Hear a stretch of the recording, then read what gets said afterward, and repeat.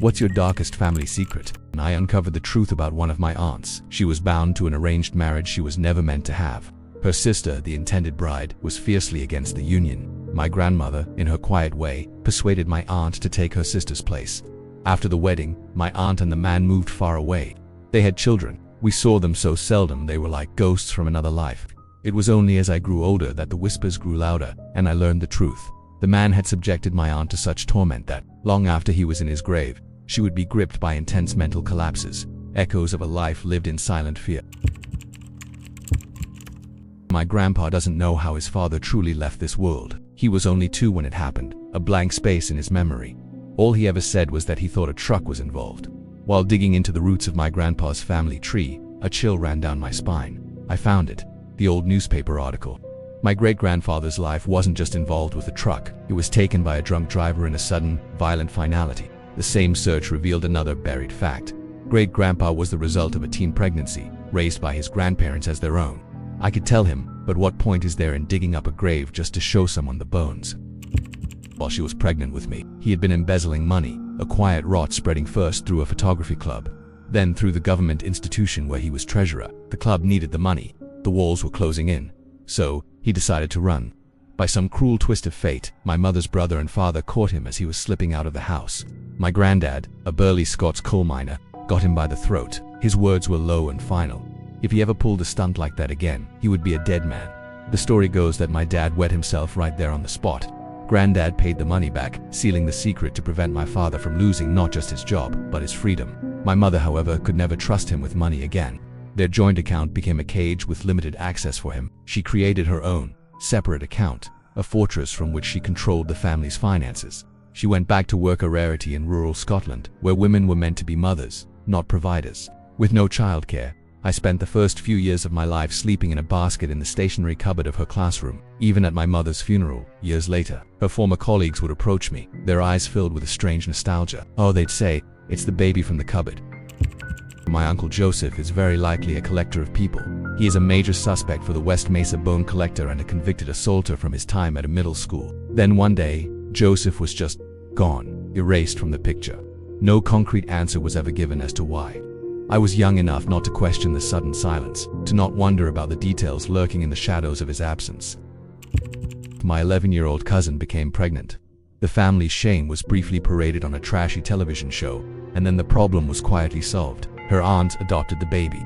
Now, 12 years later, the girl they're raising has no idea. She lives in a house where her mother is her cousin.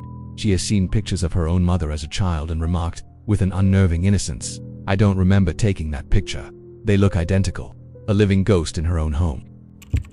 Growing up, I knew my grandfather was odd. He'd call me his grandson even when I was standing before him in a dress. My parents would just whisper, "Ignore him." Later, I found out why.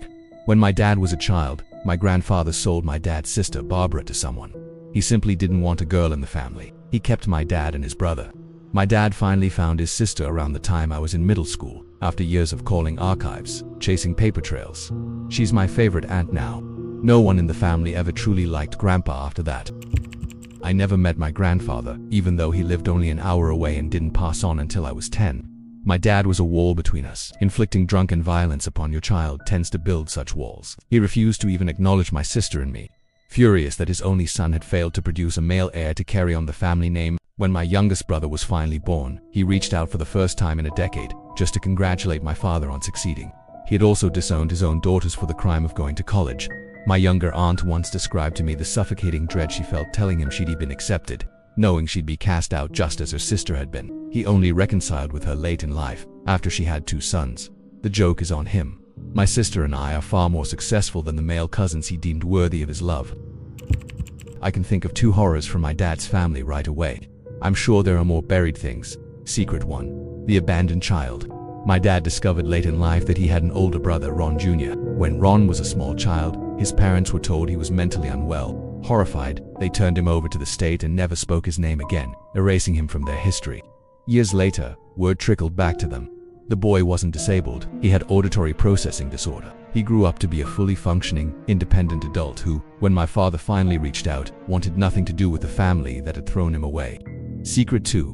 The monster in the house. The aforementioned Ron Sr., The man who disowned his own son was an assaulter of children. When they were grown, my dad and his younger brother learned that their father had violated their own sister on multiple occasions, threatening her into a suffocating silence. She didn't tell anyone until long after the torment had ended.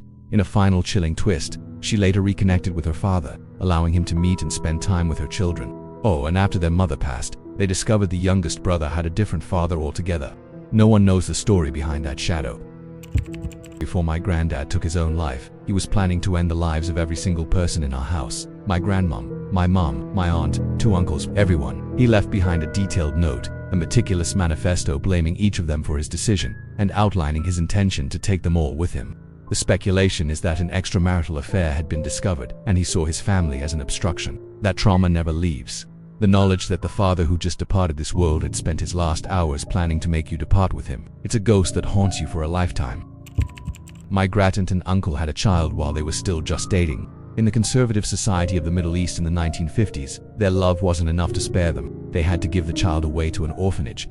After the deed was done, they married and had 4 more children. That first child grew up knowing his origins, a ghost on the periphery of the family, allowed only minimal sterile contact. He is never invited to family events. When my great-uncle passed away, I was told the son was there, a shadow amongst the random faces at the cemetery, paying respects to the man who cast him out. None of my cousins know what he looks like, but our parents do. He is punished for a crime that was never his. My great-aunt was a nurse at a mental hospital a century ago. There, she fell in love with a man committed by the state. Believing in his goodness, she helped him escape, and they ran off together to build a new life, but she hadn't freed a man. She had unleashed a monster. It turned out her love was a disturbed soul who had taken lives. He was eventually captured and locked away for good. My aunt, a sweet old soul who lived to be 99, carried that dark secret with her to the grave. I never knew the shadow she had cast upon the world. My one cool uncle was a fixture at every holiday, always pleasant, always smiling. One day my mom and I went to visit him and my aunt, and there was a girl there, a stranger, maybe a year older than me. "Who's this?" my mom asked.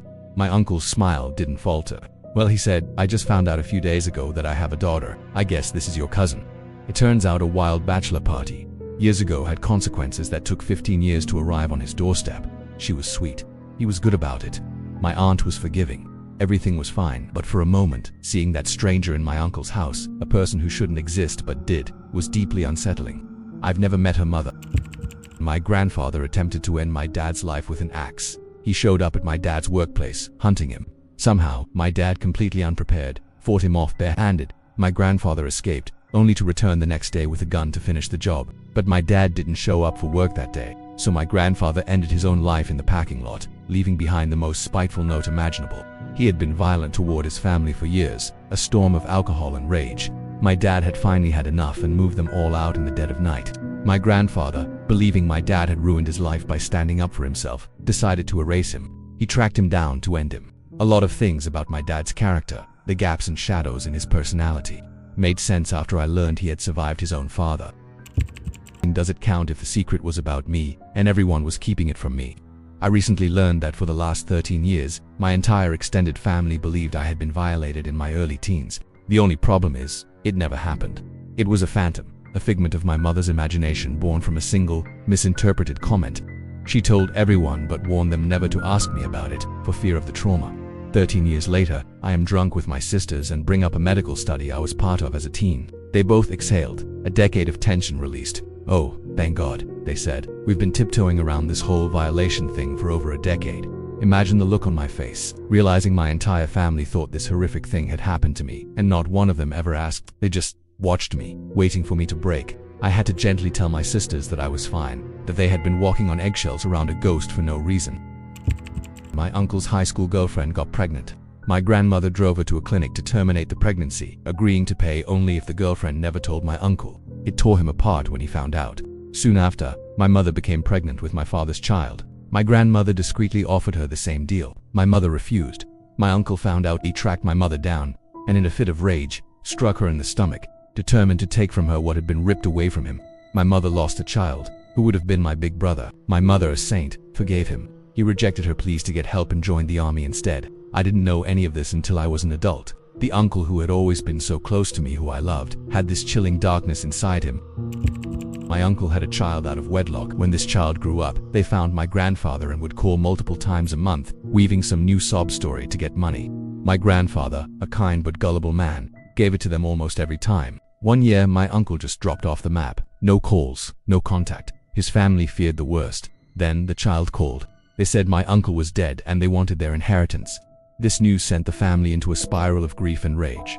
The child even began threatening legal action. Then one day, my uncle just showed up. He'd run out of money and gotten into trouble with banks, so he'd been hopping between towns, living in the shadows. The child, exposed in their monstrous lie, fell silent. No one in the family lets their kids talk to that cousin anymore.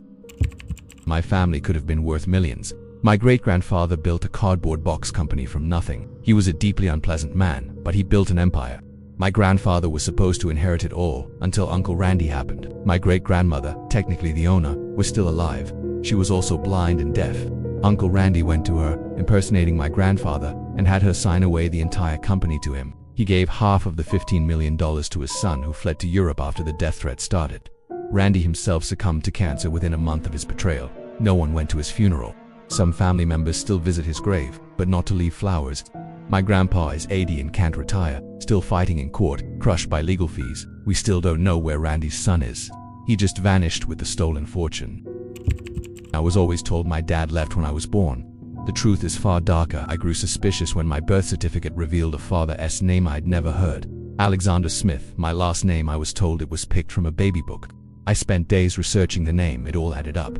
His Russian origin explained my own ancestry. His mother's name, Natasha, was my grandmother's name. I confronted my family, and the dam of secrets broke. Yes, he was my father, and after I was born he decided he didn't want a child. He tried to end my life in my sleep. My brother and uncle stopped him. He left. They called the police. He returned in the dead of night and set our house ablaze. Our family dog perished in the fire. The flames jumped to another house, and he took the life of an old lady in the process. He was imprisoned for life and later died there. They kept it a secret because they didn't want me to know my father was a disturbed man who had tried to erase me from existence. My mother probably went abroad for a medical procedure when I was 3. She and her mother took a month-long vacation to Spain, a trip they never spoke of with no pictures to show for it. When she returned, she gave me a pair of maracas.